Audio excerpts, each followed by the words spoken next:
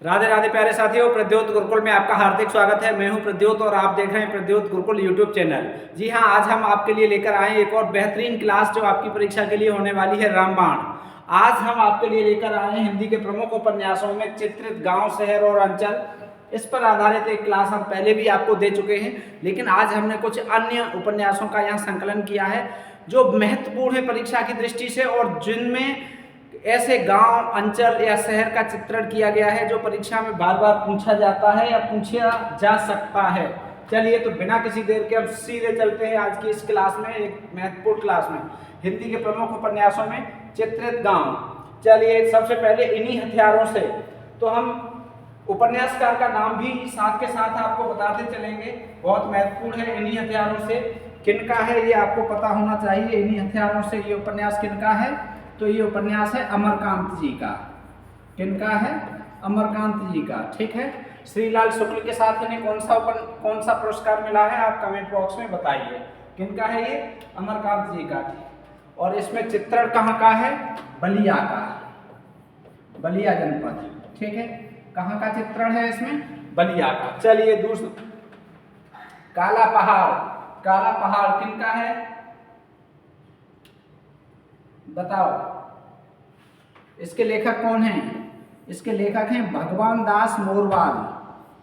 भगवान दास मोरवाल। ठीक है, काला पहाड़। ये जो काला पहाड़ उपन्यास है, इसके लेखक हैं भगवान दास मोरवाल, और इसमें जो चित्रण है वो कहाँ का है? नगीना गांव। कौन से गांव का है? नगीना, नगीना गांव। और ये नगीना गांव कहाँ का है? ये हरियाणा का है। ठीक है, हरियाणा के नगीना गांव का चित्रण है इसमें। हरियाणा के नगीना गांव का चित्रण है इसमें। ठीक है, अगला है चाक। चाक उपन्यास बहुत महत्वपूर्ण है, मैत्रेयी पुष्पा का है। किनका है चाक उपन्यास? मैत्रेयी पुष्पा।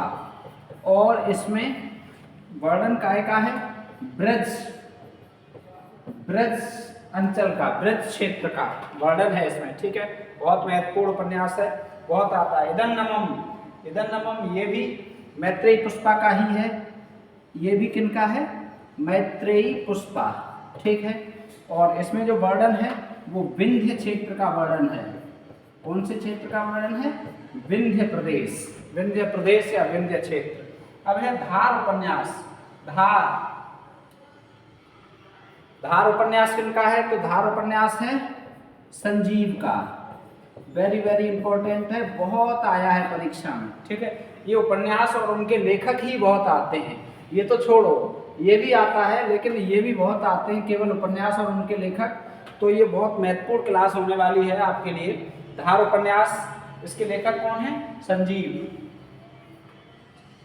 ठीक है, और ये डोकरी अंचल इसमें वर्णन है, डोकरी।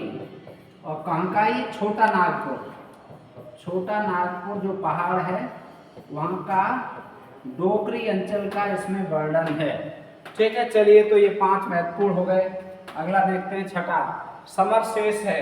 समर शेष है किनका है? विवेकी राय का। समर शेष है, ये किनका उपन्यास है? विवेकी राय। ठीक है, समर शेष है जिसमें विवेक है, और जो विवेक की राय मानता है वही समर में शेष है, बाकी कोई नहीं। और इसमें वर्णन पूर्वांचल, पूर्वांचल के किसान और मजदूरों का वर्णन है इसमें। पूर्वांचल के किसान मजदूर। ठीक है, इसका वर्णन है इसमें। अगला है नीला चांद, वेरी इंपॉर्टेंट। नीला चांद, शिव प्रसाद सिंह। नीला चांद के लेखक कौन है? शिव प्रसाद सिंह। वेरी इंपॉर्टेंट है, परीक्षा में बार बार पूछा जाता है, पुरस्कृत है ये रचना। ठीक है, शिव प्रसाद सिंह। और कहाँ का वर्णन है इसमें? नीला चांद में काशी का वर्णन है। कहाँ का वर्णन है इसमें? काशी का। ठीक है, काशी की संस्कृति का वर्णन है इसमें मुख्य रूप से। ठीक है, काशी की संस्कृति, चाहो तो पूरा ऐसे लिख सकते हो। काशी की संस्कृति का वर्णन है इस नीला चांद में। अगला है जिंदगी नामा। जिंदगी नामा बहुत महत्वपूर्ण है उपन्यास। किनका है ये आपको पता होगा, कृष्णा सोबती का है। किनका है? कृष्णा सोबती। जिंदगी नामा बहुत महत्वपूर्ण उपन्यास है। जिंदगी नामा कृष्णा सोबती का है। और कहाँ का वर्णन है इसमें? पंजाब की संस्कृति का, पंजाब का। ठीक है, पंजाब अंचल का, पंजाब क्षेत्र का, पंजाब का वर्णन है इसमें। पंजाब के ग्रामीण क्षेत्रों का वर्णन है। ठीक है, पंजाब के ग्राम या ग्रामीण क्षेत्र का। ठीक है, अगला है जल टूटता हुआ। जल टूटता हुआ कहाँ का है? ये रामदरस मिश्र का है। किनका उपन्यास है जल टूटता हुआ? रामदरस मिश्र, रामदरस मिश्र का है। ठीक है, जल टूटता हुआ। ठीक है, जल टूटता हुआ किनका उपन्यास है? रामदरस मिश्र का। और इसमें वर्णन काय का है? पांडेपुरवा गांव का। पांडेपुरवा गांव का वर्णन है इसमें। ठीक है, चलो अगला है राग दरबारी। ये राग दरबारी बहुत बार आया है, बहुत बार आया है। किनका है राग दरबारी? 1968 वाला है ये, श्रीलाल शुक्ल का। किनका है? श्रीलाल शुक्ल का। बहुत चर्चित उपन्यास है। और शिवपालगंज का वर्णन है इसमें, बहुत पूछा जाता है। शिवपालगंज कहाँ का वर्णन है इसमें? शिवपालगंज का। ठीक है, शिवपालगंज, शिवपालगंज का वर्णन है इसमें। ठीक है, राग दरबारी में। अगला है आधा गांव। आधा गांव राही मासूम रजा। राही मासूम रजा, इसके लेखक हैं राही मासूम रजा। और इसमें कहाँ का वर्णन है आधा गांव में? गंगोली गांव। ठीक है, शिया मुसलमानों की कथा है गंगोली गांव। गंगोली गांव। ठीक है, और कहाँ का ये गांव है? गाजीपुर का। गाजीपुर के गंगोली गांव का वर्णन है इसमें। ठीक है, काय में? आधा गांव में। आधा गांव के बाद है परती परिकथा। तो ये किनका है? फणीश्वरनाथ रेणुका है। फणीश्वरनाथ रेणुका है परती परिकथा। और परानपुरा गांव, कहाँ का वर्णन है? परानपुरा, ये गांव है परानपुरा गांव, बिहार। ठीक है, कहाँ का है ये? बिहार का गांव। ठीक, अब मेला आंचल, वेरी इंपॉर्टेंट, ये भी बहुत आता है। तो मेला आंचल किनका है? फणीश्वरनाथ रेणुका है। पूड़िया, ये रेणुका है। ठीक है, पूड़िया मेरीगंज।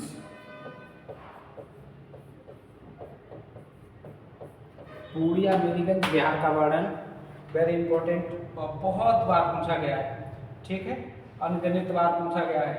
अब चलिए आगे चलते हैं। अगला है बाबा बटेश्वर नाथ। तो बाबा बटेश्वर नाथ नागार्जुन का है। किनका उपन्यास है ये? नागार्जुन, बाबा नागार्जुन का उपन्यास है।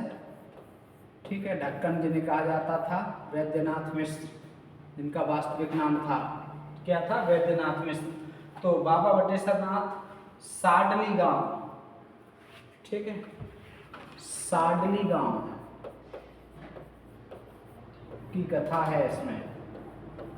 बटेश्वर के नाम, बटेश्वर के माध्यम से बबूल, बहुत महत्वपूर्ण बबूल, विवेकी राय। बबूल किनका है? विवेकी राय का है। बहुत महत्वपूर्ण उपन्यास है। बहुत अच्छे अच्छे उपन्यास हमने लिए हैं। इनके लेखक भी सीधे सीधे पूछे जा सकते हैं। और इसमें पूर्वांचल की कथा है। कहाँ की कथा है? पूर्वांचल की। अब है कालाजन, काला जल। काला जल गुलशेर खां सानी, गुलशेर खां सानी। काला जल किनका उपन्यास है? सानी का उपन्यास है। और इसमें चर्चा कहाँ की है? तो जगदलपुर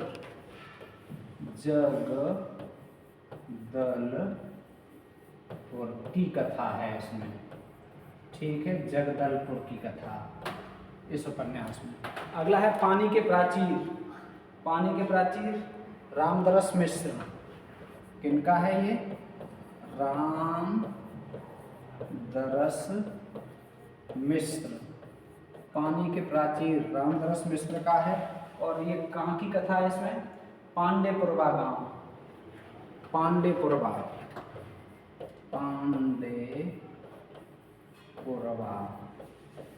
ठीक है, गोरखपुर। कहाँ का है ये? गोरखपुर का।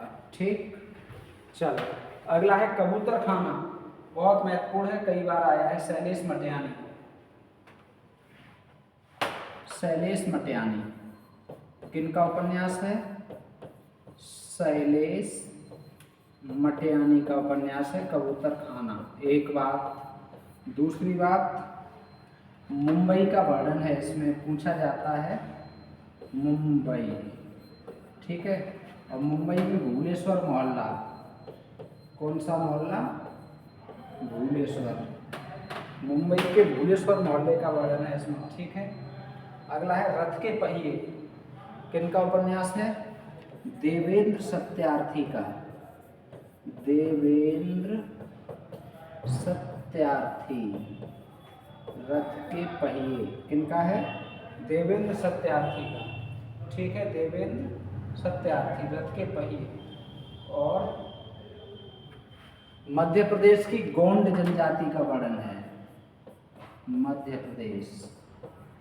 ठीक है, गोंड जनजाति का वर्णन है इसमें। अगला है रत्नाथ की चाची। रत्नाथ की चाची ये नागार्जुन का है। किनका है? नागार्जुन का उपन्यास। बहुत महत्वपूर्ण उपन्यास नागार्जुन का। और चर्चा इसमें है मिथिलांचल की।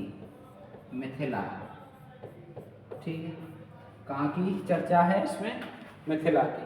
तो ये 20 महत्वपूर्ण हिंदी के उपन्यास हो गए। हिंदी के 20 महत्वपूर्ण उपन्यास हो गए जो आपकी परीक्षा के लिए बेहद खास होंगे। और आप इन्हें अच्छे से तैयार रखेंगे। रत्नाथ की चाची मिथिलांचल का है। कबूतर खाना शैलेश मटियानी का बहुत महत्वपूर्ण है। ठीक है, मुंबई कई बार पूछा गया है। काला जल जगदीशपुर की कथा है, सानी का है। ठीक, बबूल विवेकी राय। और इसके अलावा मेला आंचल तो हर बार पूछा जाता है। परती पर कथा, परानपुरा कथा, आधा गांव, राही मसूम रजा का गंगोली गांव, राग दरबारी, सिपालगंज, ये बहुत पूछा जाता है। ठीक है, ये बहुत पूछा जाता है। ठीक, और ये याद रखेंगे आप लोग, और ये भी याद रखेंगे। ठीक है, ये आपका ब्रज क्षेत्र का चाक याद रखेंगे, ये हमारे ब्रज क्षेत्र का है।